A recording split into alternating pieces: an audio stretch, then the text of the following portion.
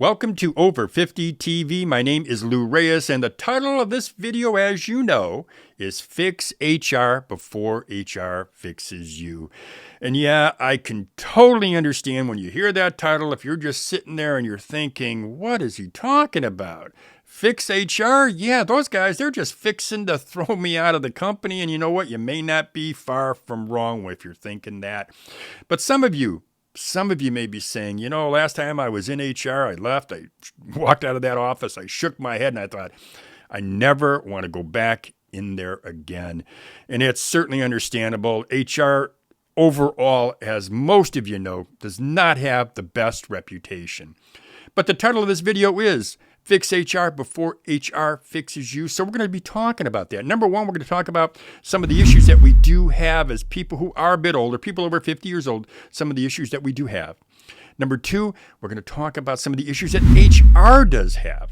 And then number three, what I want to do is offer what I think is a solution, or at least get us on the road to a solution to fix HR. Because if we fix HR, we're going to fix, or hopefully prolong, and maybe even enrich our careers. We're going to talk about that, and that, my friends, that's all up next right here on Over 50 TV.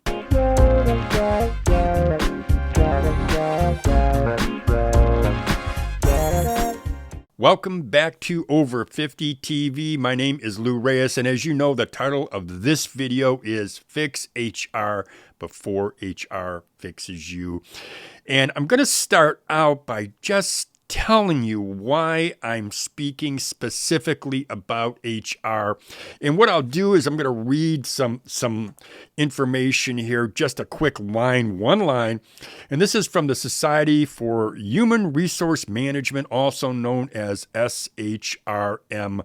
They're the world's largest HR association. They've got 300,000 members. And what they say their goal is to create better workplaces. Another organization is called the National Human Resources Association, or NHRA, and they are focused on advancing the individual career development, planning, and leadership of human resource.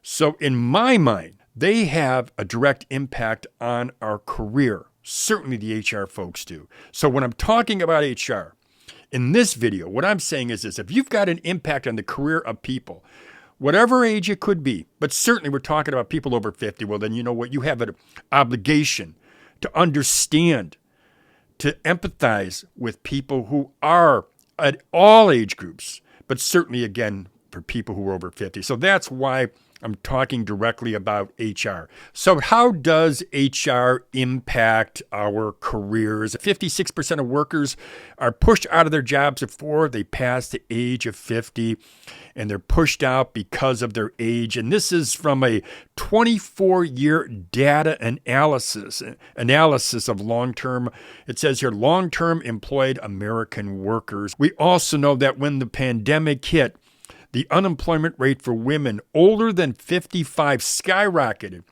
from 3.5% to 15.5% between March and April of 2020. This is according to the Department of Labor Bureau, the Department of Labor's Bureau of Labor Statistics. I want to make sure I'm clear with that. We also know that older workers are also out of work longer than other age groups. And when they do land a new position, 90% of them end up working at a lower salary. Victoria Lipnick, she's the former acting head of the U.S. Equal Employment Opportunity Commission. She says this: age discrimination is as much an open secret as sexual harassment was. Well, sexual harassment is being addressed.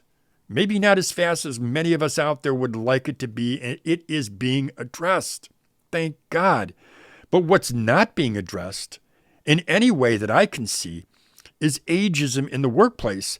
And she says this, she says, it just hasn't had the same profile yet. Well, yeah, it hasn't had the same profile because people are not fighting to bring this to the attention of the people where it needs to be brought to the attention of. And I'm saying in this video anyway, one of the places that we need to bring it to the attention of is to the people in HR. So now, as I said, I want to talk about some of the issues, some of the problems that HR has. Let me give you some information, some data that I think just totally will help you to understand why there are problems in HR. And I'm just giving you a couple of the reasons that I see that to me stand out.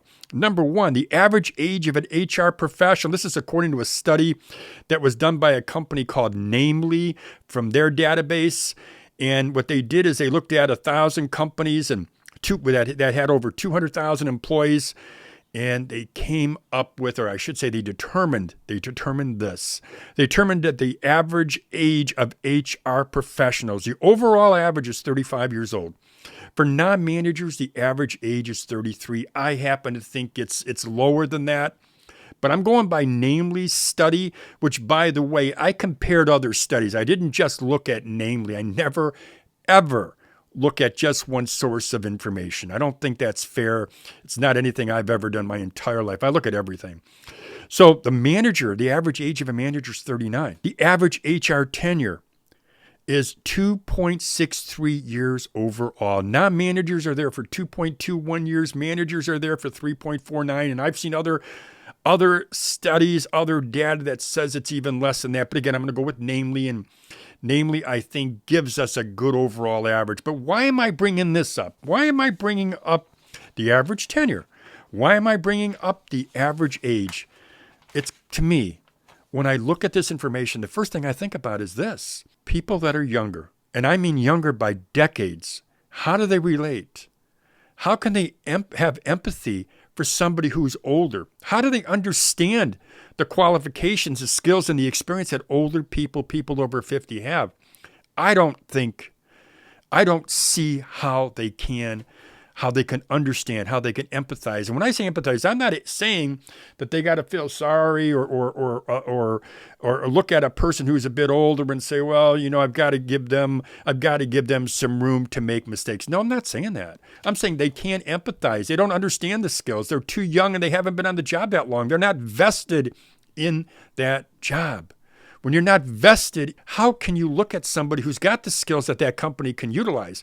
How can you look at somebody who's got the experience and the work ethic? How can you look at them and think, yeah, they're going to help this company? Because you're out the door. You're leaving. You're going to be leaving in a year or two.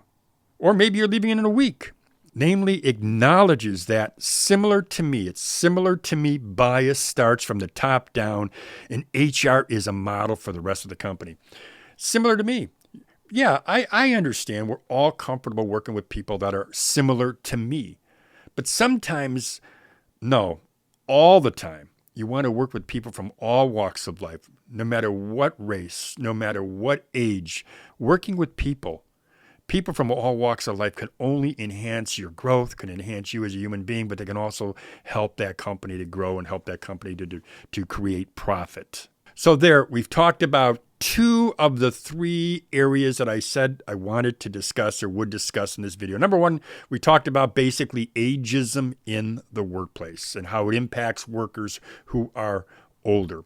Number 2, we talked about some of the issues, some of what I think are the main issues that HR has when it comes to working with or having a relationship with older workers. But number 3, what I want to do now is tell you what I think can be done, what we can do together, what we can do to improve the relationship that we have with people in HR. And I think, to me, one of the most obvious ways of doing that, and the way I'm going to suggest in this video, is for HR to hire people who are a bit older, people who can relate to more workers, not less workers. The potential for them to relate is a lot stronger. In my opinion, a lot stronger for them to relate to somebody younger and in mid-career and older than it is for someone who is younger to look up and say, hey, I understand where you're coming from, because they don't understand. So that's my recommendation. I'm going to contact SHRM, and I'm also going to contact NHRA. I'll start with those 2 organizations, and I'll ask them for feedback. I'll ask them what's being done to get or to have their membership understand and relate to older workers. And I'll let you know what I find out. But I'm going to ask you to do this, though. If you would, consider subscribing to Over 50 TV. And this isn't a ploy to get you to subscribe. Not at all. What I'm saying is subscribe to the channel, click on that little notification bell, because if you click on that notification bell every single time I upload a video, you'll be notified. And that way you'll know what's going on and you'll get an update. So yes, subscribe to Over 50 TV and hit that little notification bell, because once you do that, you will, as I said, you'll be notified. Well, that's all I've got for you. I do want to thank you for watching this video. I'm always appreciative of getting comments. I do try to answer your comments as quickly as possible. That's all I got for you. Thanks for watching. Have a great day, everybody.